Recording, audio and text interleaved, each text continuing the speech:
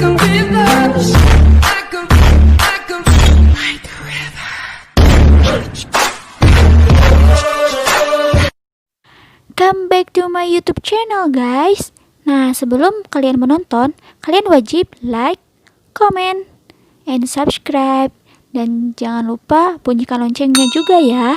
Terima kasih. Selamat menonton. Assalamualaikum warahmatullahi wabarakatuh. Come back to my YouTube channel, guys. Perkenalkan, nama saya Mela Yayu Apriani dengan NIM 11820600064. Di sini saya akan memaparkan materi biokimia dengan judul yaitu yang pertama, struktur dan fungsi lipid, kemudian yang kedua yaitu metabolisme lipid, dan yang terakhir yaitu sintesis asam lemak. Baik, sebelumnya lipid itu apa sih? Nah, definisi lipid adalah segolongan senyawa yang relatif tak larut dalam air, tetapi larut dalam pelarut non-polar atau ether alkohol dan benzen. Kemudian macam-macam lipid, diantaranya triacylglycerol, kemudian kolesterol, fosfolipid, dan steroid. Nah, selanjutnya apa sih fungsi dari lipid itu? Fungsi dari lipid yaitu diantaranya sumber energi, cadangan penghasil energi, hormon, pelarut beberapa vitamin yaitu vitamin A, vitamin D, vitamin E, dan vitamin K. Kemudian isolator panas, pelindung organ penting, ciri kelamin sekunder, dan bahan penyusun. Nah, bahan penyusun diantaranya yaitu membran sel atau organel dan lipoprotein. Kemudian pada lipid juga terdapat ada lipid nabati dan lipid hewani. Nah, lipid nabati itu yang dikandung oleh tumbuh-tumbuhan. Contohnya seperti alpukat, kemudian durian, jeruk, dan lain-lain.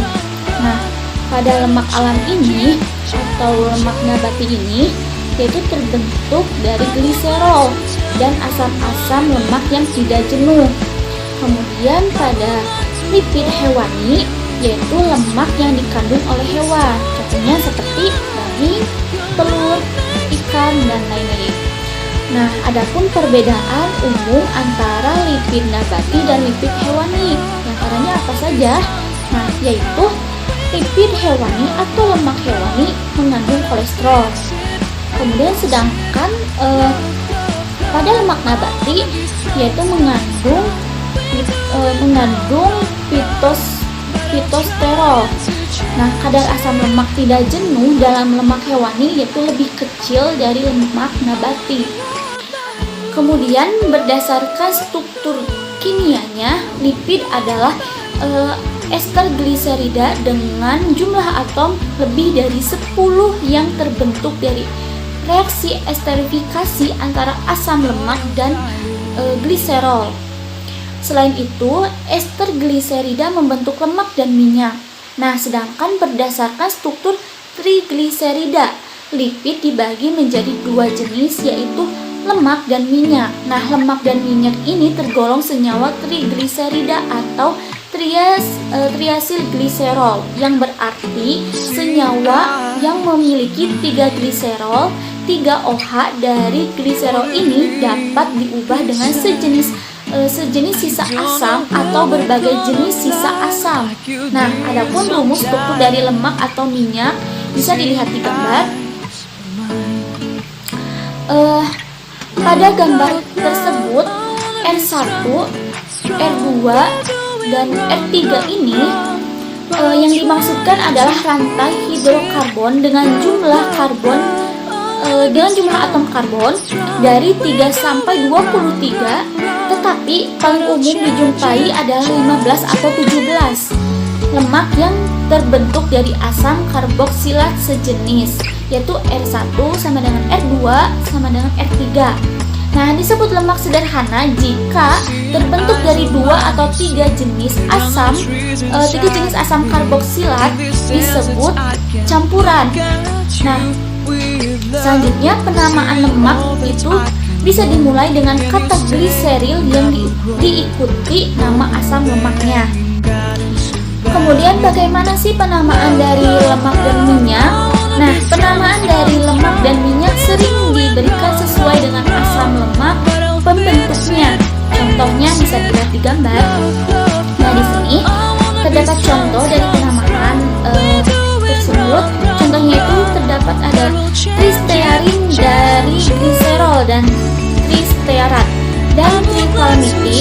gliserol dan tripalmiat. Selain itu juga minyak dan lemak dapat juga diberi nama dengan cara yang biasa dipakai untuk penamaan suatu ester. Contohnya gliseril tristearat dan gliseril tripalmiat. Kemudian pencernaan adalah langkah pertama untuk metabolisme lipid, dan langkah itu adalah proses memecah trigliserida menjadi unit monogliserida yang lebih kecil dengan bantuan enzim lipase. Pencernaan lemak dimulai di mulut melalui pencernaan kimiawi oleh lipase lingual. Lipid utama dalam makanan adalah trigliserol dan dalam jumlah yang sedikit, yaitu fosfolipid. Keduanya bersifat hidrofobik atau tidak larut dalam air. Nah, dan harus dihidrolisis dan diemulsikan menjadi butiran yang sangat halus sebelum dapat diserap. Hidrolisis trigliserol dimulai dari lipase mulut dan lambung yang menyerang ikatan ester SN3 yang membentuk 1,2-diasilgliserol dan asam lemak bebas serta mempermudah proses emulsifikasi. Lipase pankreas disekresikan ke dalam usus halus dan dibantu oleh protein pankreas lain, yaitu kolipase, agar dapat bekerja spesifik pada ikatan ester primer posisi 1 dan 3 dalam trigliserol. Dari proses ini akan menghasilkan 2 monoasilgliserol dan asam lemak bebas sebagai produk akhir utama pencernaan trigliserol di lumen, yaitu menurut Murray dan kawan-kawan pada tahun 2009. Bisa dilihat pada gambar tersebut. Kemudian apa sih itu trigliserida? Nah, trigliserida adalah sebuah gliserida yang terbentuk dari esterifikasi di ketiga gugus hidroksil gliserol dengan asam lemak. Kemudian trigliserida merupakan penyusun utama minyak nabati dan lemak hewani. Kemudian trigliserida juga yaitu salah satu jenis lemak yang dibawa dalam aliran darah. Trigliserida merupakan hasil konversi kalori yang tidak terpakai oleh tubuh yang disimpan untuk cadangan energi bagi tubuh. Karena fungsinya itu sebagai cadangan energi, maka banyak sekali orang-orang yang mengkonsumsi kalori terlalu banyak atau yang mengkonsumsi banyak kalori tetapi mereka tidak atau jarang berolahraga. Nah, maka hal tersebut dapat memiliki kadar trigliserida yang tinggi. Kemudian ada pun gambar di samping ini gambar trigliserida dan kolesterol. Selanjutnya yaitu materi metabolisme lipid. Lipid yang kita peroleh sebagai sumber energi utamanya adalah dari lipid netral, yaitu trigliserida. Secara ringkas, hasil dari pencernaan lipid adalah asam lemak dan gliserol. Selain itu, ada 2 yang masih berupa monogliserid. Karena larut dalam air, gliserol masuk sirkulasi portal atau vena porta menuju hati. Asam-asam lemak rantai pendek juga dapat melalui jalur ini, yaitu sebagian besar asam lemak dan monogliserida karena tidak larut dalam air, maka diangkut oleh micelus atau jamak yaitu emulsi dan dilepaskan ke dalam sel epitel usus atau enterosit. Di dalam sel ini asam lemak dan monogliserida segera dibentuk menjadi trigliserida atau lipid dan berkumpul berbentuk gelembung yang disebut dengan kilomikron. Kilomikron ditransportasikan melalui pembuluh limfe dan bermuara pada vena cava sehingga bersatu dengan sirkulasi darah. Kilomikron ini kemudian ditransportasikan menuju hati dan jaringan adiposa. Selanjutnya yaitu tahap-tahapan pada metabolisme. Di sini pada tahapan tersebut yaitu ada katabolisme dan anabolisme. katabolisme, yaitu terdapat pada metabolisme gliserol dan oksidasi asam lemak. Nah, pada metabolisme gliserol sebagai hasil hidrolisis lipid atau trigliserida dapat menjadi sumber energi. Gliserol membentuk energi melalui jalur metabolisme karbohidrat, yaitu glikolisis. Nah, adapun tahapan metabolisme gliserol bisa dilihat di gambar. Kemudian yang kedua yaitu oksidasi asam lemak. Nah, berlangsung di mitokondria menghasilkan ATP. Untuk memperoleh energi, asam lemak dapat dioksidasi dalam proses yang dinamakan oksidasi beta. Nah, sebelum dikatabolisir dalam oksidasi beta, asam lemak harus diaktifkan terlebih dahulu menjadi asil CoA dengan adanya ATP dan koenzim A. Asam lemak diaktifkan dengan dikatalisir oleh enzim asil CoA sintase atau triokinase. Nah, kemudian pada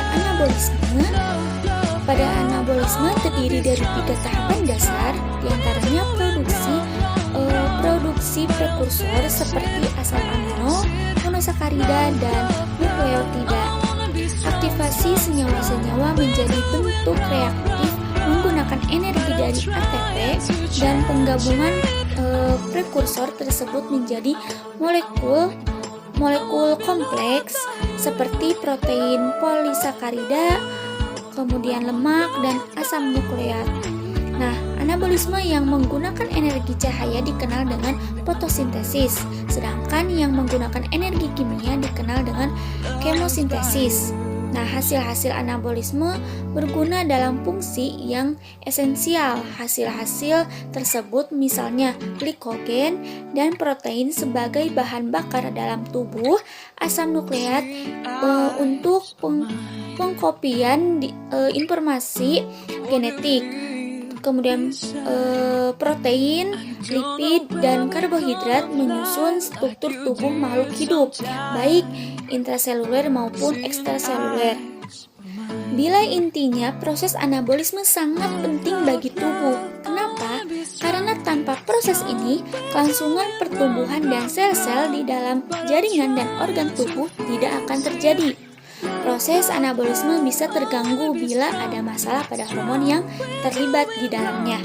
Di antara beberapa masalah yang mungkin terjadi pada masing-masing hormon tersebut adalah yaitu resistensi insulin, defisiensi hormon pertumbuhan atau GHD, kemudian kadar testosteron yang abnormal, dan lain-lain.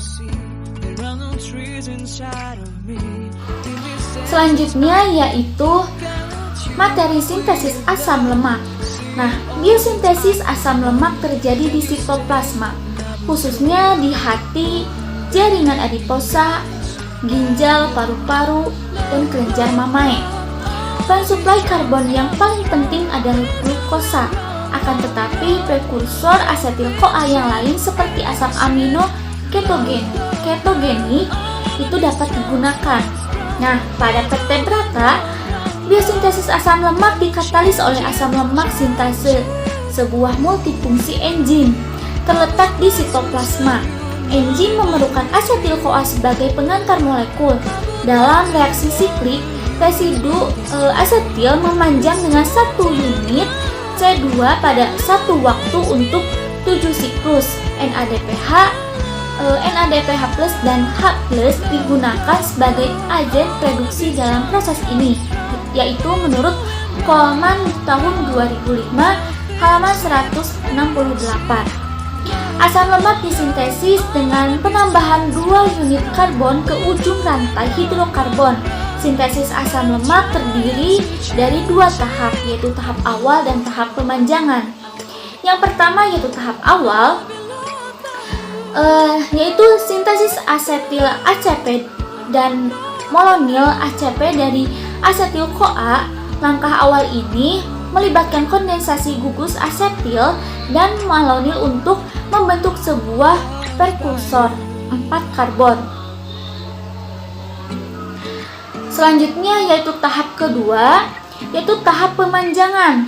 Nah, pada tahap ini Produk dari kondensasi awal dimodifikasi oleh 2 reaksi reduksi dan 1 reaksi dehidrasi untuk menghasilkan hasil ACP. Hasil ACP ini berfungsi sebagai substrat untuk reaksi kondensasi tambahan yang menggunakan malonyl ACP sebagai donor 2 karbon, yaitu menurut Horton tahun 2006 halaman 480.